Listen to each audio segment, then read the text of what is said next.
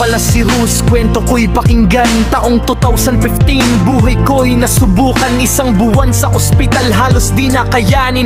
Akala ko'y katapusan na ng aking daigdig, ngunit Diyos ang sandigan. Siya'y di nang iwan sa gitna ng dilim. Liwanag ay nasilayan, kung di dahil sa Kanya wala na ako ngayon. Kaya bumangon ako para sa bagong layo. Kahit ilang beses akong madapat masaktan, babawi pa rin ako, di susuko kailanman.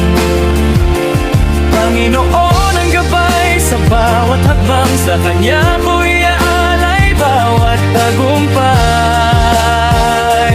at laban. Kahit wasak ang puso, kahit luha'y di mapigil, para sa mga anak ko ako'y manatiling matatag sa dibdib. Ito na ang simula ng bagong pag-asa. Sa taong 2026, babangon na ako muli sa hirap ng tadhana.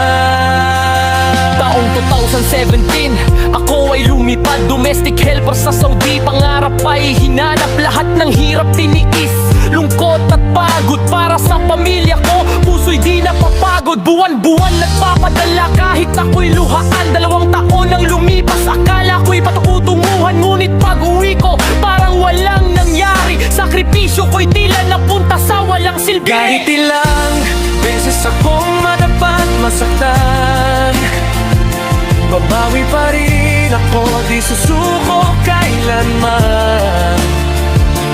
Panginoon ang gabay sa bawat hakbang, sa Kanya ko'y aalay bawat tagumpay at laban.